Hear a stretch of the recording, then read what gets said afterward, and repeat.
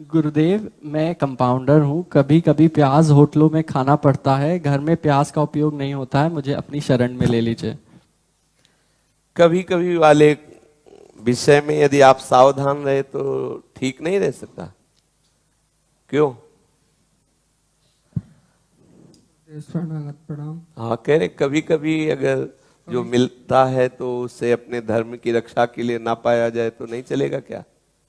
कभी कभी अलग ड्यूटी लग जाती है तो गुरुदेव मजबूर हो जाते हैं।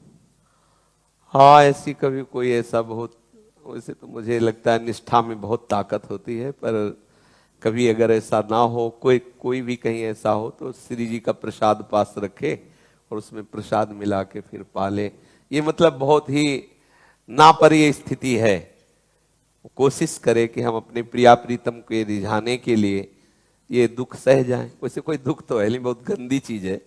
दुर्गंध ने छौंका जाए तो पूरा मोहल्ला पता नहीं कैसे पसंद करते हैं। लोग कहते हैं कि मतलब दीक्षा तो लेना चाहते हैं पर हम प्याज लहसुन नहीं छोड़, ऐसे यही बोले, हम प्याज लहसुन नहीं छोड़ सकते। नहीं, अब बताओ इतना प्यार प्रभु से हो जाए कि भाई हम प्रभु को नहीं छोड़ सकते कुछ भी। लेकिन धन्य है प्याज और लहसुन जिसने अपना साम्राज्य स्थापित कर रखा है कि भाई माना कि जीवन का लक्ष्य भगवान है तो चलो वो भी दे दो, लेकिन हम ये नहीं छोड़ सकते। तो कोशिश की, कोई स्वाद नहीं है। केवल हमें तो कभी कभी जैसे माधुकरी में मिलता था तो वो रोटी दुर्गंध देती थी जिसमें रखा जाता है, और आप लोगों को भी अनुभव होता है, पर वो पता नहीं कहते हैं विशेष स्वाद होता है। हमें तो नहीं लगता। विशेष स्वाद तो श्री जी के समर्पित भोग में होता है। देखो, चाहे जैसा पेड़ा हो, जब राधा वल्लभ जी को भोग लग जाता है तो लालच लगता है कि इतना ही दे दे। ऐसे आपको कोई मंदोमन मिठाई दे तो आप ऐसे कर देंगे, लेकिन वहां थोड़ी सी मिश्री, थोड़ा सा कुछ, तो ऐसा लगता है इतना ही दे दे। तो देखो, विशेष स्वाद है प्रभु को अर्पित वस्तु में। तो प्रभु को सात्विक भोजन बना के अर्पित करे फिर पावे तो उससे चिंतन बढ़िया होता है। ये प्याज लहसुन आदि तमोगुणी वस्तु, संतों ने इसकी निंदा की है, इसको निषेध किया है। मान जाना चाहिए जहां तक हो सके। देखो आगे, अब खुद आपका अंतःकरण नहीं स्वीकार करेगा। थोड़ा पवित्र होने लगे ना तो बदबू बर्दाश्त नहीं होगी, मतलब उसकी गंध बर्दाश्त। जैसे आसपास कहीं छौंक लगती है ना, जब वो उसका प्रभाव फैलता है तो ऐसा लगता है कि मतलब अब आप लोगों को पता नहीं कितना अच्छा लगता है, कैसे अच्छा लगता है। पर बुद्धि बिगड़ जाए तो देखो कैसे कैसे लोग हैं, वो अंडा वगैरह क्या उसके अंदर भरा है। घी अच्छा नहीं लग रहा, दूध अच्छा नहीं लग रहा, पौष्टिक फल हैं, सब्जियां हैं, ये जरूरी उसी से तुम बलवान बन जाओगे, विश्व विजेता है। दूसरे का मांस खा के, अंडा खा के विश्व विजेता बन जाओ। संयम से रहो और उचित पवित्र भोजन पाओ तो देखो आप में बलवर्धन होगा। बलवर्धन संयम से होता है। पुराने जो संत महात्मा सात्विक गृहस्थ हुए तो शरीर भले बलवान नहीं थे लेकिन उनका संकल्प बहुत बलवान था। वो जैसे अगस्त्य जी ने समुद्र पिया तो समुद्र को ऐसे थोड़ी पी गए कि ऐसे पिए, संकल्प से ऐसे किया, संकल्प किया तो पूरा समुद्र का पानी खत्म हो गया। उनको लघुशंका भी नहीं लगी। पूरा संकल्प, अध्यात्म शक्ति संकल्प, ये बहुत बलशाली होता है। एक 5 वर्ष के बालक ने संकल्प किया, अपनी श्वास रोक दी तो संपूर्ण ब्रह्मांड की श्वास रुक गई। ये है बल। ये बल आता है अध्यात्म से।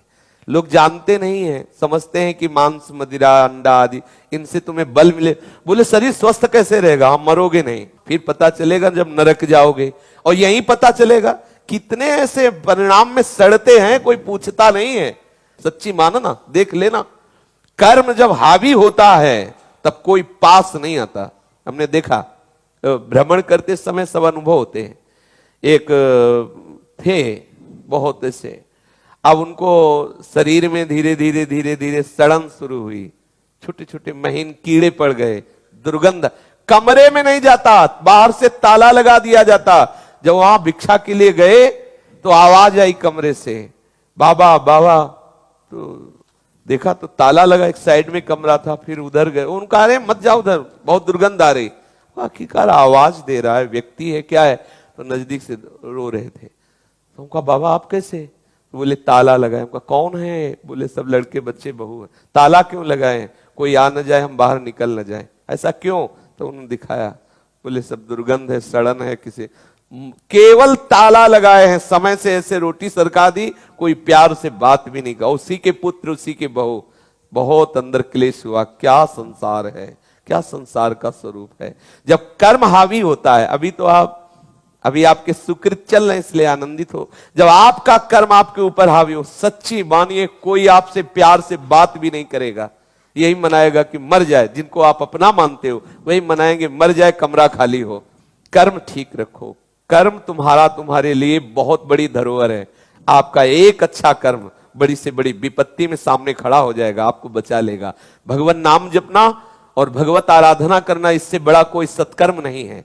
आप नाम जप किए, नाम जप में तभी रुचि होगी जब आपका आहार सही होगा, इसलिए आप आहार सही रहे। आहार तभी पवित्र होगा जब आपका कमाई अच्छी होगी, जो पवित्र कमाई है। आप बुरे आचरण करके, बेईमानी करके खूब लाखों करोड़ों कमा लीजिए, ना आपका परिवार सुखी होगा, ना आपकी बुद्धि आपको विपरीत दिशा में ले जाएगी, जलाएगी। इसलिए सबसे प्रार्थना है, अगर हम 1-2 दिन भोजन ना करें अपने प्रभु के लिए, मानो हम ऐसी जगह गए जहां हमें भोजन ही प्याज लहसुन युक्त मिलेगा, अन्यथा नहीं मिलेगा, तो हम श्री कृष्ण की तरफ देखें, आपके लिए आज भोजन नहीं पाएंगे, क्योंकि अशुद्ध भोजन आप नहीं पाओगे तो हम नहीं पाएंगे, इसलिए हम नहीं पाएंगे। वो देख रहा है, वो आपकी ऐसी व्यवस्था करेगा कि बिना भोजन के भी आप स्वस्थ रहेंगे, बिना भोजन के भी आप में एक अध्यात्म बल आएगा, एक दिव्य तेज आएगा। पर अपने लोग इतना धैर्य नहीं रख पाते। अगर कहीं किसी की ऐसी बुद्धि भी है तो ठाकुर जी का भोग लगा ले, जैसे किसमें शादी है, भोग लगा लिया, अपने पास रख लिया, और कहीं ऐसा लगता है कि ऐसा भोजन है तो उसमें प्रसाद डाल दिया।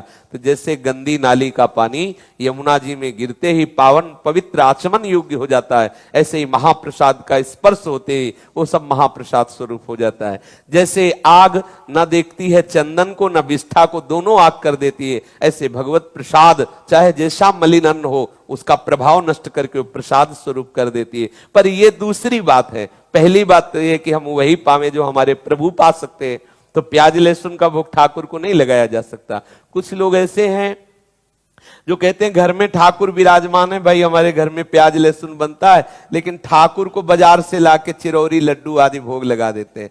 आप सोचो, तुम्हारा लड़का हो कैसे तुम रखते हो उसे, तुम्हारा बच्चा हो, गोपाल जी है मान लो तो बच्चा ही तो है। अगर मूर्ति मान रहे हो तो उपासना क्या कर रहे हो, और अगर लाला मान रहे हो तो अपने लाला को भूखे कैसे रख सकते हो। तो लाला के अनुकूल भोजन बनाओ, लाला के अनुकूल भोजन पवाओ और फिर प्रसाद पाओ, ये उपासना का रंग है। तो देख लीजिए आप। कोट कोट प्रणाम जी बोलिए।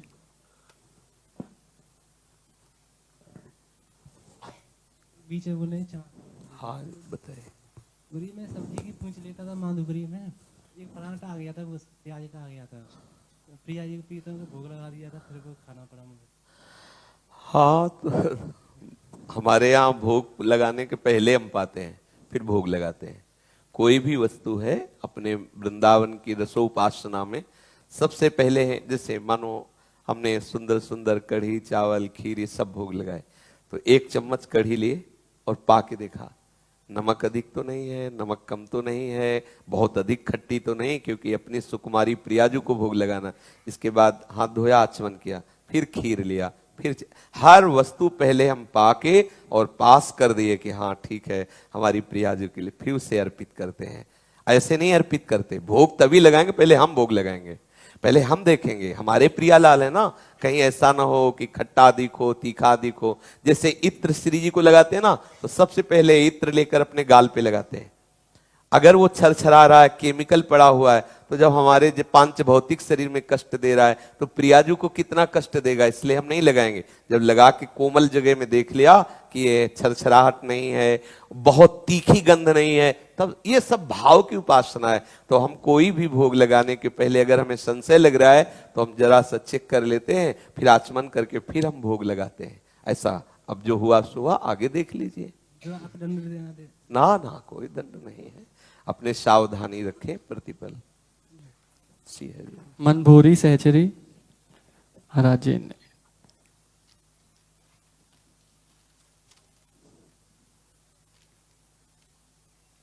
आपने लिखा कि पता नहीं क्या गलती हो गई है कि हृदय जलता रहता है, होली के उत्सव में भी मन करता है उठकर भाग जाऊं और जोर जोर से रोऊं, सोती रहूं। ऐसा लगता है जीवन सूना हो गया है। अब दो बातें इसमें कि रोती रहूं और सोती रहूं, तो इनमें से कौन सी बात सही माने? नहीं, सोना तो तभी होता है जब विश्राम चैन होता है, तभी सोना होता है। जिसको रोने का मन आएगा उसका सोने का मन नहीं होगा क्योंकि किसी भी तरह से अगर सांसारिक जलन से भी कोई रो रहा है तो नींद थोड़ी आएगी। इसमें लगा है कि लगता है रोता रहूं, फिर लगता है सोता रहूं, तो ये दोनों बातें अभी समझ में नहीं। अच्छा, दूसरी बात, आपके हृदय में जलन होती है उस समय चिंतन क्या होता है? क्या चिंतन होता है? महाराज जी, चिंतन ये होता है कि थोड़ा सा समय रह गया, अभी तक कुछ नहीं हुआ। तो अच्छा है, इसमें तो और रोना आना चाहिए, चिल्ला चिल्ला के रोना आना चाहिए, हृदय में कुछ अच्छा नहीं लगना चाहिए, ये तो अच्छा है। इसमें कि भाग जाऊं, ऐसा तो नहीं होना चाहिए। इसमें तो है कि कहीं और मन नहीं लगता, बस संत सभा में ही मन लगता है, भगवत चर्चा सुनने में ही मन लगता है, भगवान नाम कीर्तन में ही मन लगता है, ऐसा होना चाहिए।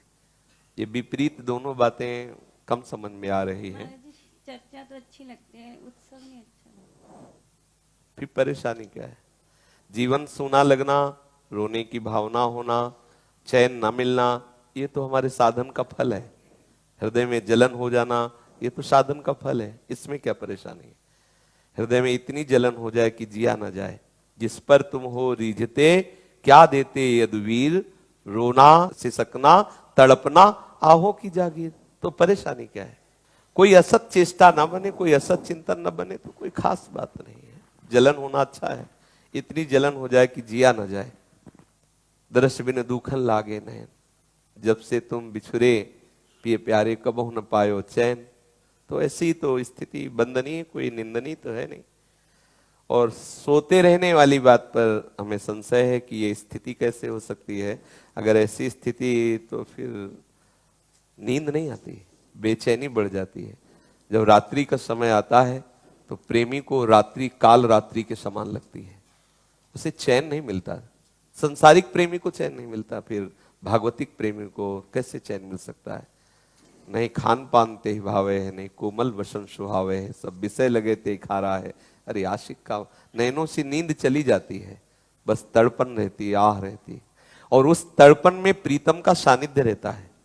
ऐसा नहीं कि वो बोलेगा कि सब सुना सुना नजर आ रहा है, लेकिन किससे बोलेगा? सामने उसी से बोलेगा जिसके लिए बोल रहा है। ये बड़ा प्रेम का रहस्य है। जैसे कह रहे हाय पूरा जीवन हो गया, इतने निर्दयी तुम आज तक हमारे सामने खड़े हैं, उन्हीं से बात कर रहे हैं। यही तो प्रेमियों की भाषा, भगवत रसिक रसिक की बातें रसिक बिना को समझ सके। जो चिल्ला कर रो रहा हाय पूरा जीवन हो गया प्रभु नहीं मिले, वो प्रभु से मिले हुए बात कर रहा है, उसी समय प्रभु से मिला हुआ है। ये प्रेमियों की भाषा है, वो स्थिति है। एक क्षण में को हंसने लगे, एक क्षण में रोने लगे, एक क्षण में विलाप करने लगे, हाय पूरा जीवन हो गया आप नहीं मिले। तो ये प्रेम की बात है। तो स्वाभाविक नींद आना बात अलग, लेकिन ऐसा लगे मैं सोता रहूं, तो मुझे तो नहीं लगता कि ऐसा कभी लगता है कि मैं सोऊं। ऐसा लगता है कि नींद में आग लग जाए, कभी सोऊं ही ना, अपने प्रीतम के चिंतन में डूबी रहूं, प्रीतम के चिंतन में ही हमारा समय एक एक क्षण जाए। वो क्या, यदि कोई असद वासना नहीं तो चिंता करने की बात नहीं है। ऐसा लगता है क्या कुछ चिंता का विषय है? अच्छा नहीं लगता महाराज जी। बस जब कुछ अच्छा न लगे तो कुछ तो अच्छा लगना चाहिए, वो है प्रिया प्रीतम। बस प्रिया प्रीतम के नाम रूप के सिवा कुछ अच्छा न लगे, ये तो अच्छी बात है बच्चा, इसमें कोई परेशानी नहीं। और धैर्य पूर्वक रहो, मना स्थिति को आगे बढ़ना है। ऐसी आती हैं विषम स्थितियां, गंभीर रहो, शांत रहो, उस पर ध्यान न दो, बस चिंतन परायण रहो, भगवत चिंतन परायण रहो, ज्यादा ध्यान न दो। ये सब स्टेशन है, थोड़ी थोड़ी देर के लिए आते रहते हैं। जैसे जैसे भूमिका बढ़ती जाती है, कभी कभी ऐसी स्थिति आएगी आपकी कहीं श्रद्धा नहीं रह जाएगी, एकदम ऐसा लगेगा पूरा जीवन व्यर्थ।